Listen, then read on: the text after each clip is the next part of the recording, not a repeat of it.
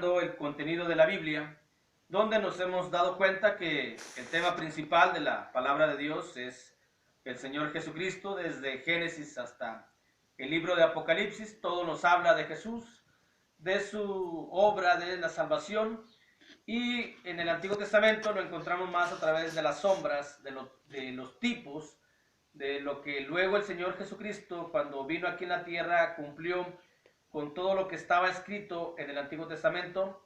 Cuando se habla directamente de él, cuando se habla a través de la diferente tipología o de las sombras que existieron, como dice la carta a los Hebreos, todo eso era sombra de lo que iba a venir a ser el Señor Jesús. Y lo analizamos, lo vemos primero en el Antiguo Testamento, luego lo corroboramos con el Nuevo Testamento y vemos que toda la Biblia habla de nuestro Señor Jesucristo, como claro está de que es el único Salvador, el único Redentor, el único que vino a hacer esta obra maravillosa en el ser humano, de darnos oportunidad de salvación y entrar a ser parte de los elegidos de Dios para gozar de la promesa y de la esperanza de vida eterna. Nada más Él pudo haber hecho posible esto sin necesidad de ayuda de nadie más, porque Él es el único, y Él es el único que tiene la capacidad para poder haber dado libertad del pecado al ser humano, a aquel que quiera, y darle oportunidad de salvación y de vida eterna. Y en el Antiguo Testamento encontramos los tipos y las sombras de lo que vendría a ser luego Jesucristo. Pero con ello vemos que toda la Biblia, pues el tema principal es de Jesús. En el Antiguo Testamento, para hablar de los libros de historia, para no dejar ninguna sección pendiente, de modo que no haya ninguna excusa de que algún libro no lo habla. Obviamente no vamos a hablar de cada libro de historia, hacemos un compendio solamente de lo que son los libros de historia, pero que también en ellos lo hay. En el libro de Jueces, capítulo 2, versículo 8, libro de Jueces, capítulo 2, versículo del 18 en adelante, vemos la señal de la sangre que luego el Señor Jesucristo iba a derramar sobre la cruz para darnos protección, cuidado y darnos salvación de la destrucción. Esto es algo escatológico, lo que vamos a ser cuidados y protegidos cuando venga la destrucción de los cielos y la tierra, que fueron creados para un fin.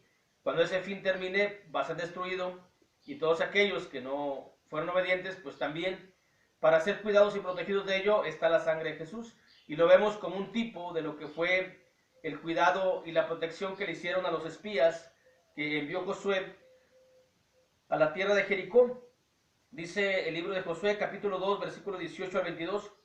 He aquí, cuando nosotros entremos en la tierra, tú atarás este cordón de grana o rojo, la sangre roja, este cordón de grana a la ventana por la cual nos descolgaste, y reunirás en tu casa a tu padre, a tu madre, a tus hermanos y a toda la familia de tu padre. Cualquiera que saliere fuera de las puertas de tu casa, su sangre será sobre su cabeza, y nosotros sin culpa. Mas cualquiera que estuviera en casa contigo, su sangre será sobre nuestra cabeza, si mano le tocare. Si tú denunciares este nuestro asunto, nosotros quedaremos libres de este juramento con que nos has juramentado.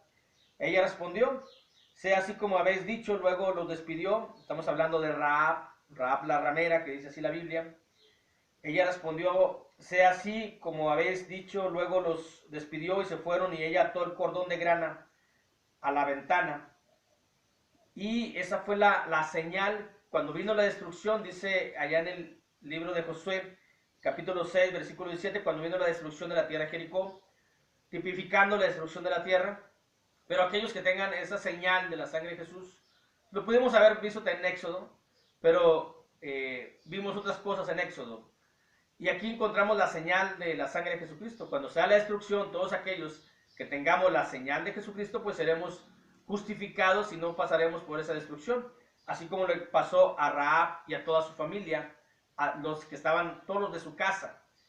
En este caso, la casa podemos tipificarla lo que hoy es la iglesia de Cristo. Todos los que estemos dentro de la iglesia de Cristo, tenemos la señal y estaremos protegidos. Dice Josué capítulo 6, versículo 17, y será la ciudad anatema a Jehová con todas las cosas que están en ella. Solamente Rahab la ramera vivirá con todos los que están en su casa, por cuanto escondió a los mensajeros que enviamos.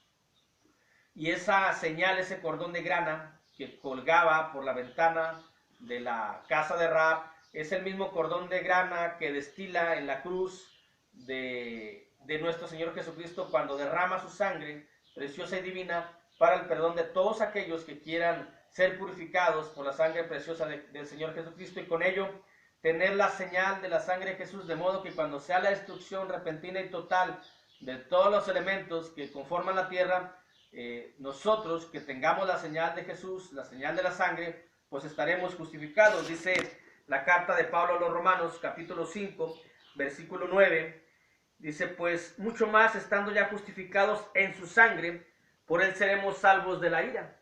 Es decir, todos aquellos que gocemos de este cuidado, de esta protección, a través de la señal de la sangre de Jesucristo, ¿cuándo se obtiene? Cuando uno es bautizado a través de, o en la iglesia, es uno bautizado, sepultado completamente, andar en nueva vida, y la sangre de Jesucristo nos limpia de todo pecado, dice el apóstol Pedro, purificados con la sangre preciosa del Señor Jesucristo. También encontramos en el libro de los jueces, en el libro de los jueces, cómo Dios, en su gran misericordia, les levantaba jueces a pesar de su comportamiento. En ese tiempo el pueblo de Israel era de que estaban bien con Dios cuando el juez los gobernaba de alguna forma. Luego se olvidaban de Dios y caían de la gracia de Dios. Luego clamaban a Dios, Dios les volvía a levantar otro juez. Se volvían otra vez a los tiempos de la desobediencia, caían otra vez, eran gobernados, eran dominados, clamaban a Dios y Dios los volvía a rescatar. Así es como estaba, así como funcionó en esa temporada, en esa época del pueblo de Dios. Hoy Dios ha levantado un juez magnífico, maravilloso, que nos ha liberado nos ha liberado de la potestad de las tinieblas, nos ha liberado del pecado, nos ha liberado de la esclavitud. Ese juez se llama nuestro Señor Jesucristo. Por ello, la sombra, los tipos de lo que representan los jueces, lo cumple un solo juez, que es el Señor Jesucristo. De hecho, Jesús fue el mejor profeta, fue el mejor sacerdote, el mejor sumo sacerdote, el mejor juez, pero todo lo vemos en el Antiguo Testamento para que, como decíamos ayer, ensalcemos más o glorifiquemos más o elevemos más la figura de Jesucristo. Como Él, uno solo, pudo haber hecho todo lo que los demás juntos no pudieron. Dice Jueces capítulo 2, versículo 18, y cuando Jehová les levantaba jueces, Jehová estaba con el juez y los libraba de la mano de los enemigos todo el tiempo de aquel juez, porque Jehová era movido a misericordia por sus gemidos a causa de los que oprimían y afligían, de los que los oprimían y afligían. Dios estaba todo el tiempo con aquel juez. Hoy Jesucristo ha venido aquí a la tierra como un juez que nos ha liberado de todo lo malo y nos ha colocado en un lugar privilegiado. Y estaremos en ese lugar privilegiado todo el tiempo que esté Dios con ese juez. Y ese juez pues es Dios mismo. O sea, todo el tiempo estaremos así. Si no nos vamos a la desobediencia, si no quedamos de la gracia de Dios, siempre tendremos la liberación por parte de este juez divino. En este caso vamos a tener la liberación del castigo eterno mientras permanezcamos con este juez llamado nuestro Señor y Salvador Jesucristo. Dice Hechos capítulo 17 versículo 31: por cuanto ha establecido un día en el cual juzgará al mundo con justicia por aquel varón a quien designó, dando fe a todos con haberle levantado a los muertos. Y aquel varón es el Señor y Salvador Jesucristo. Y también en el libro de los Reyes vemos en la casa de Dios, también estuvo Jesús, o está Jesús en la casa de Dios. Dice el primer libro de los Reyes, capítulo 5, versículo 4 y 5, dice la Biblia, hablando de Salomón, el hijo de David: ahora Jehová mi Dios me ha dado paz por todas partes, pues ni hay adversarios ni mal que temer. Yo por tanto he determinado ahora edificar casa al nombre de Jehová mi Dios, según lo que Jehová habló a David mi padre, diciendo: tu hijo, a quien yo pondré en lugar tuyo en tu trono, él edificará casa a mi nombre. Y Jesús vino a ocupar el trono de la casa de David, descendencia de David. Él ocupó ese trono. Y en el sentido espiritual, que esta es una sombra, es un tipo de lo que Jesús iba a venir a establecer. Jesús vino aquí a la tierra a edificarle, a construirle una casa a Dios, para que Dios pudiese morar en una casa aquí en la tierra. Dios no mora en todo lugar. Dios está en todo lugar, pero no mora en todo lugar. Dios mora solamente donde es el Hijo, nuestro Señor Jesucristo, le ha edificado un lugar. Y eso lo vemos ahí en el Evangelio de Mateo, cuando dice el Señor Jesucristo que dice ahí: yo también te digo que tú eres Pedro, y sobre esta roca edificaré mi iglesia, y las puertas del Hades no prevalecerán contra ella. Es decir, ya no había un templo físico como lo edificó Salomón, sino que el templo es un templo espiritual, y este templo espiritual es a través de la iglesia que Jesucristo vino a edificar. Todos aquellos que conformamos la iglesia de Cristo, de su pertenencia, formamos la morada o la casa de Dios aquí en la tierra. Donde Dios mora es en la iglesia que Cristo vino a edificar. Y la iglesia que Cristo vino a edificar es la que le pertenece a Él, la que dio su sangre por ella, por la iglesia. Obviamente, si le pertenece a Él, pues debe de ser iglesia de Cristo, porque es una pertenencia. Y nos dice la Biblia en la carta de Pablo a los Efesios, capítulo 2, cómo está constituida ese edificio espiritual. No es un edificio físico, ni está en un lugar especificado. Aquí dice: edificaré mi iglesia sobre esta roca, sobre la fe, sobre la confianza, sobre la esperanza en Dios y sobre la fe en el Señor Jesucristo.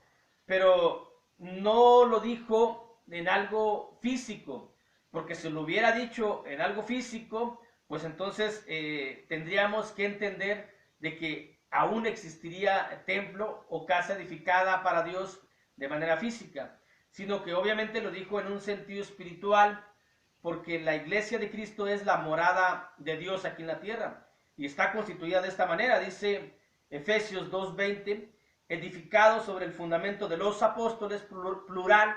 Los apóstoles todos forman el fundamento o el cimiento secundario, edificado sobre el fundamento de los apóstoles. ¿Por qué el fundamento secundario? Porque el fundamento principal es Jesús. Jesús es el fundamento principal, luego viene el fundamento secundario, que son los apóstoles, y juntamente con los profetas. Aquí donde dice edificado sobre el fundamento de los apóstoles está Pedro, está Juan, todos los apóstoles, nadie está excluido. Y ellos están están sobre el fundamento principal, que es Jesucristo. Nadie puede poner otro fundamento que el que ya está establecido, Jesucristo mismo, dice la carta de Pablo a los Corintios, capítulo 3, versículo 11. En ese fundamento principal están edificados los apóstoles, todos los apóstoles y los profetas, siendo la piedra principal del ángulo Jesucristo mismo. Luego dice: en quien todo el edificio bien coordinado va creciendo para hacer un templo santo en el Señor. Esta es la morada de Dios aquí en la tierra, y esto lo vino a edificar el Señor Jesucristo, en quien vosotros también sois juntamente edificados para morada de Dios en el Espíritu. Nosotros somos la iglesia, es la morada de Dios aquí en la tierra, la iglesia de Cristo, que está constituida de esta manera, con las enseñanzas de todos los apóstoles, de todos los profetas, que nos enseñaron a través de Jesucristo, y ellos a su vez están fundamentados sobre la roca principal, que es Jesús. Así es como está edificada la iglesia, así es como está edificado el templo. La roca principal o el fundamento principal es Jesucristo. Luego viene el fundamento secundario, como en un edificio. Esto es como en una casa. Todos sabemos lo que es una casa, cómo se coloca primero la piedra abajo, que ese vendría tipificando a Jesús, y luego viene una cosa que se llama dala de desplante. Eso significaría los apóstoles y profetas, y luego sobre eso se coloca el bloque, el ladrillo, la piedra, de acuerdo a lo que se vaya a construir. Eso seríamos todos los creyentes, que somos edificados de esta manera, y todos formamos a ser un templo santo para Dios, una morada para Dios aquí en la tierra, y eso lo vino a hacer solamente el Señor Jesucristo, como hablando como iglesia, pero también hablando en el sentido individual. Cada cristiano que ha sido limpio, purificado por la sangre de Jesús, es a su vez un templo santo, es decir, Dios mora en nosotros, de aquellos que hemos sido bautizados. Esta es la otra morada. Hay tres moradas de Dios: una es en el cielo, otra es en la iglesia que Jesucristo vino a edificar, y otra es en los creyentes que Jesucristo vino a limpiar y a santificar y a ser santos, para que ahí morase el Espíritu Santo, que es Dios. Dice la primera carta de Pablo a los Corintios, capítulo 6, versículo 19: ¿O ignoráis que vuestro cuerpo es templo del Espíritu Santo, el cual está en vosotros, el cual tenéis de Dios, y que no sois vuestros? Así que la morada, la casa que el Hijo le construyó al Padre aquí en la tierra, es la iglesia y es cada uno de los creyentes que hemos creído, convencidos en la palabra de Dios, que hemos obedecido y que hemos quedado limpios para ofrecer un corazón limpio, un alma limpia, de modo que el Espíritu Santo pueda morar en nosotros, constituyéndonos cada uno un templo santo para Dios, y la iglesia, el grupo de personas creyentes que a su vez son santos y que conforman la iglesia que Cristo viene a edificar de la manera en que está establecida en la palabra de Dios, no de la manera que el mundo dice, ni otro grupo religioso, sino como está aquí en la palabra, como tiene el fundamento principal, fundamento secundario, y luego vamos todos nosotros para hacer un templo santo para Dios. Esta es la morada también de Dios, y eso lo vino a hacer el Señor Jesucristo. Lo vemos en el libro de Reyes como un tipo, como una sombra de la obra que iba a venir a hacer el Señor y Salvador Jesucristo. Este es pues Jesucristo en los libros de historia. Dios les bendiga.